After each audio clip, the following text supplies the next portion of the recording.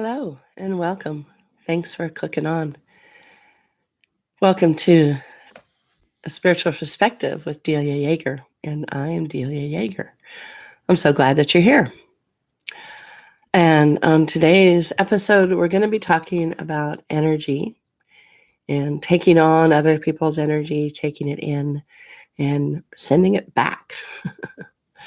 So, how to be aware of energy and how to release energy that's no longer for your greater good or that never belonged to you in the first place. So in the last episode, we talked about the gauge, the circle and the dot. And that particular gauge is very useful when you're starting to be aware of that you have choice about the energies that are in your space. So a lot of people that I work with have historically been sensitive and empathic, although they usually don't call themselves empathic. Some do. And what that practically means, what that means in a practical sense, is the kind of person that walks into a room and knows the emotional state of everybody in there before you even sit down, before you even want to, whether or not you want to. And being able to sense physical discomfort in other people, or being able to have flashes, like suddenly having an insight, or being able to feeling like you're able to read somebody's mind, or having a premonition. It has to do with flashing energies, and they're conveying information. And the way many of us, not everybody, but the way many of us have been trained and socialized and educated is to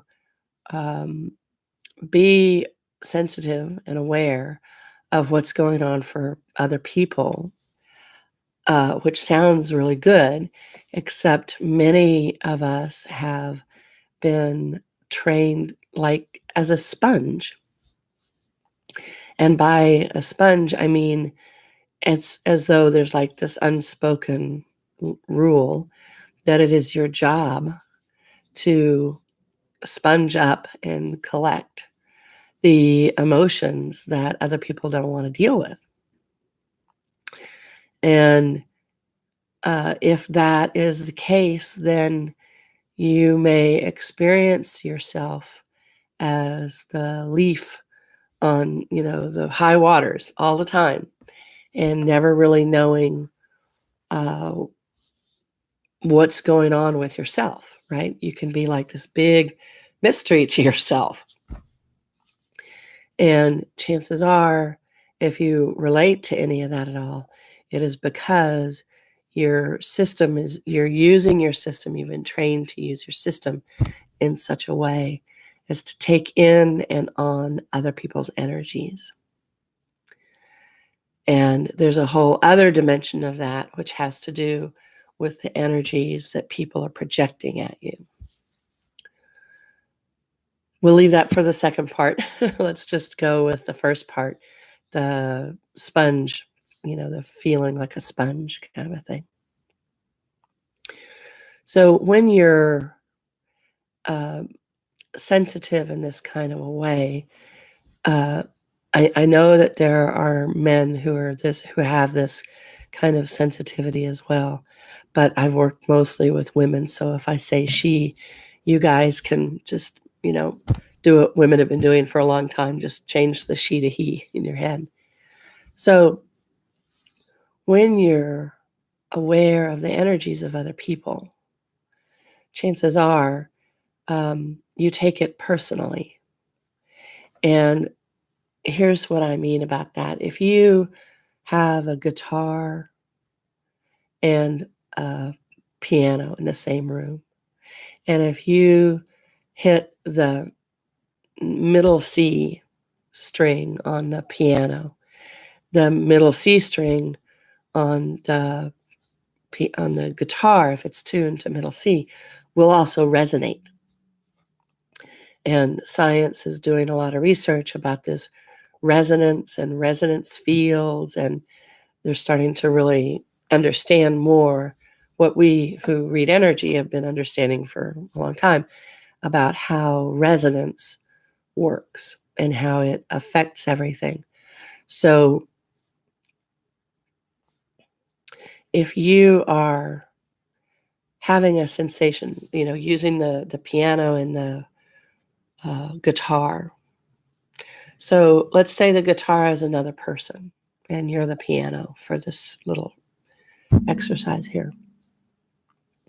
So the guitar is, playing the different strings that correspond to strings that the piano has. And then here's the piano. Pretend the piano is your body. So you're resonating, you're vibrating at those vibrations, right? And the fact that the source of your vibrating actually happened in that other instrument, in that other person, kind of gets lost because we don't have this model of how we operate. And so uh, the C and the F and the G on the guitar have been plucked, and now the C and the F and the G on the piano are resonating. And your body is the piano in this analogy, so you're feeling the vibration of those chords, of those notes. And a lot of bodies interpret anything, any sensation that you have, as yours. Uh, Given the misinformation we have about how we operate, this makes a lot of sense. And the world certainly supports us to believe that if you're feeling something, it must be yours.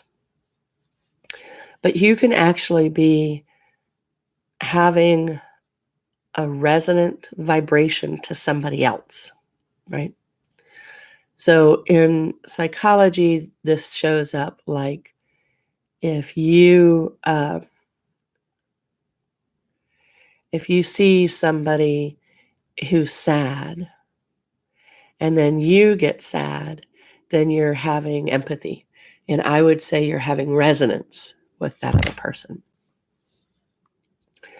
So one of the ideas to start to get used to is this mine, right? So if you're around somebody who has a lot of anger, you can find yourself having a lot of anger. But the question is it yours? Are you resonating in sympathy? Are you stimulated in reaction to this other person? So any kind of emotion that you experience, it's good to start asking yourself, is this mine?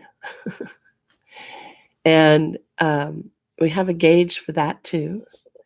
So this is just a usual, like a bar graph, and you just ask to see a gauge. Usually we close our eyes and just take a couple nice deep breaths.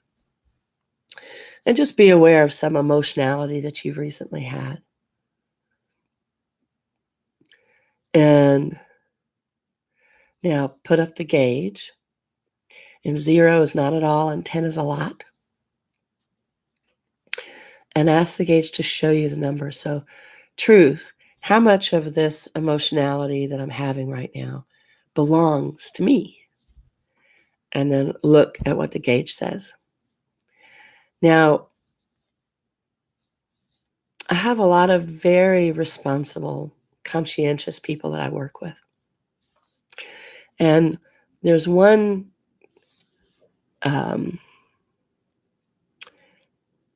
there's one kind of person that absolutely takes responsibility for everything. It's usually like the eldest daughter or the eldest child, or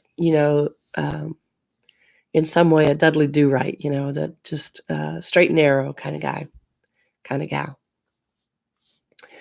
And this person uh, usually has a high regard for duty and responsibility. And so that body will have a hard time understanding or believing that it can have a feeling, a resonance, a sensation that doesn't belong to it.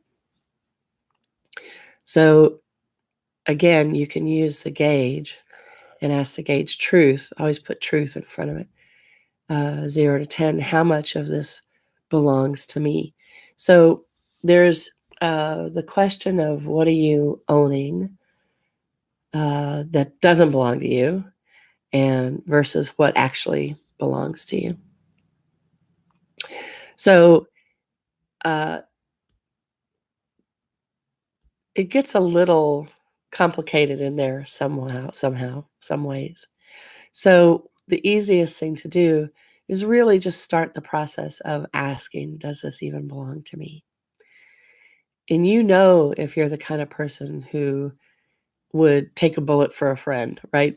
You know if you're the kind of person that takes responsibility for stuff that's not even your responsibility, because it fits in your chemistry and your makeup of responsible and duty and being a good person. So if you have those characteristics, then what you might want to do is uh, take that into account and just entertain the notion of, okay, so truth, what if not everything I feel belongs to me? In that case, how much of this is mine? And that way, you start to build in the concept that not everything that is in your consciousness belongs to you. So, this is also really true for very caring people, for the natural born healers, like so many of you are, to take in and on other people's um, unwanted emotions or pain or um, challenges in the ideal of I'm going to help them by taking this from them. I'm going to share in distributing the weight of their burden. And the problem with that is, as you've experienced, it doesn't actually work. So one of two things can happen. You can feel very laden down and heavy and dense and foggy and confused and unhappy. And the other person may or may not be any different than they were. And they may be different for a little while and they may go back. So you're trying to take on energies from other people doesn't actually help, doesn't actually work. But the world that we live in wants you to, well, let's put it this way. Everybody has some relative or friend that would rather you do the dishes than they do the dishes. So when you're absorbing and taking on other people's energies, you may be doing it out of a good intention, but it's actually not serving you or them. So for people to navigate their own emotional material and cultivate their awareness, which is what it's all for, that is very valuable. And you interjecting, or one of us, somebody trying to come in and swoop in and spare a person, it's like if a kid wants to learn how to ride a bicycle, you can't ride the bicycle for them. They're going to have to do it on their own. And they're going to have to either fall or they're going to learn the way they ride a bicycle. And it's important to note that everything that happens in your life, the trials, the tribulations, the blocks, the hurt feelings, all the different things that happen in a body's life, they all, every wound, if you want to call it a wound, every wound has a gift. And it's not just a psychological thing. It's not just an attitude thing. It's more like, in the Karate Kid, where he's doing all the chores around the master's house, right? And he's, wax on and wax off. And the kid feels all put out and like he's just doing all the guy's work. And then there comes a time when the teacher starts to put him through his paces, and everything that he's been challenged by built the muscles that he needed to actually execute the martial art, the practice. So when you understand that that's the way our lives are constructed, it's the way we build our lives, it's the way we evolve and develop. Instead of the other model, which is hardships are bad and wrong and everything should be easy. Or hardships are a proof of your undesirability, and everything being smooth and easy is a proof of your being of good character. Or however, whatever vocabulary splits it down into bad and good. It's an inaccurate and deceptive way of setting it up.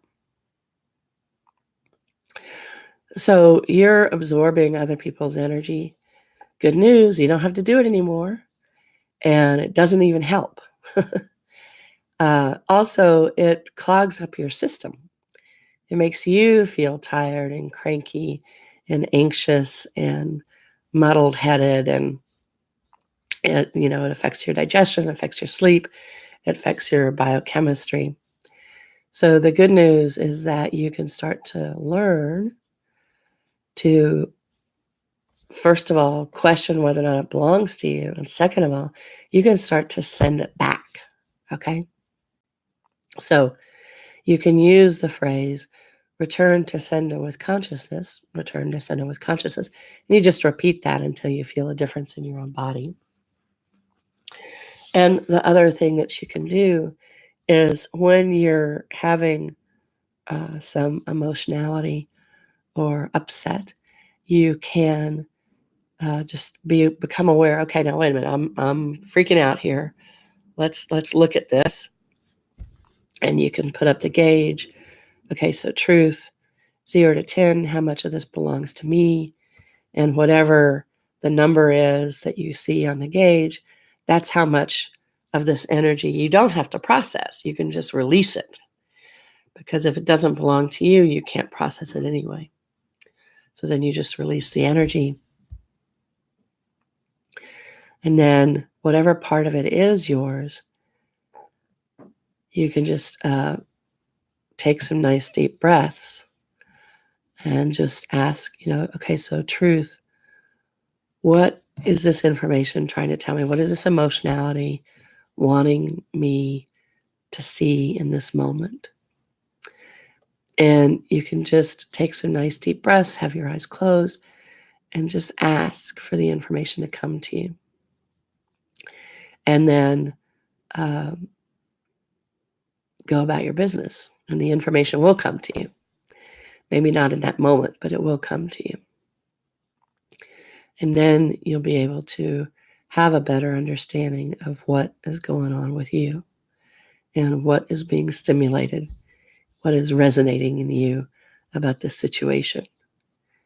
Because whatever is resonating in you that belongs to you is trying to come up and out for healing. So being aware of other people's energies and being aware that you can't process it. It's not a lack on your part. It's just, you can't ride a bike for somebody else, and you can't process somebody else's energy. And you can start returning to sender with consciousness, and you can start to just release anything that's no longer for your greater good, or that doesn't belong to you. And it can be that simple. So I recommend that you try these, uh, write them down. Some bodies work better when we write things down. So write them down and have them on sticky notes. And when emotionality comes up for you or you start to feel derailed, then you can use the 0 to 10 gauge, and you can use the return to sender with consciousness, and you can use the releasing. Just release, release, release. And just try these and notice what happens and see what kind of results that you get with this. Because the more you're participating in this kind of conscious, aware way with how your system processes energy and how you navigate in the world, the easier everything gets. Your body can relax more because you're showing up for you in ways that matter and that you can feel the difference. So that's a wonderful thing.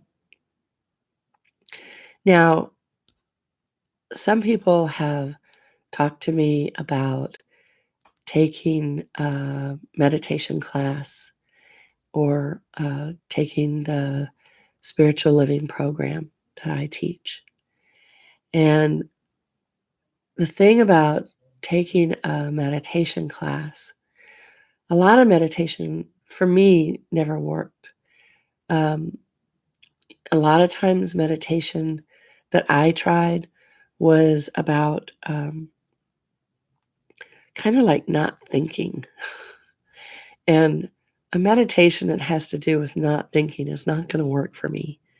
I mean, it never has. But the kind of meditation that I learned that actually works for me, that I teach, is more participation than whatever that other kind of meditation is. And so there are ways that you can learn how to operate your system. Um, you know, everybody's used to computers now. So back in the 80s, we had the DOS system, and now we have, OS 10, right? And they're very, very different. And the way most of us operate our emotions and our sensitivities and our awarenesses of energy is kind of like DOS. It's a antiquated system that never really worked for people. And the meditation practice, the way of being in the world that I learned and that I teach is much more intuitive and live in this moment and makes a big difference in quality of life right here, right now, as well as it has the immediate effect and it has a cumulative effect. And you get stronger spiritual muscles every time that you use it. And over the days and weeks and months and years, everything gets even easier and easier and easier. So the tools from the foundational meditation class are the tools that you can use every day in the meditation time, but also they translate really well into how you operate all day long. And when you have an energy tool to use, right there in real time in the meeting, or um, in the traffic with the road rage, or meeting the kids' teacher at school. Whenever you have a tool that you could use in your life that makes your life better, improves the quality of your life, and brings more, not just ease and peace to your emotions and your thoughts, but also more power to your presence. That's a pretty wonderful thing. And so that's why I get very excited about teaching the one-on-one spiritual living program. which ideally is a 12-week course the first time you take it.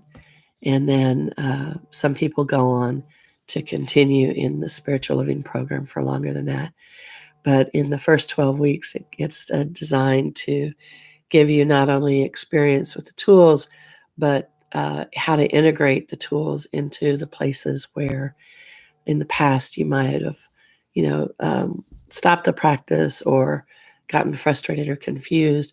The way this is designed is it gives you the support and facilitates you through integrating the practice so that it really is your practice and that you have these tools at your fingertips and right at the ready in real time in your life.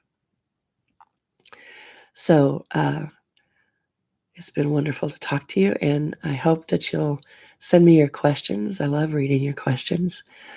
You can send them to me at deliayeager.net.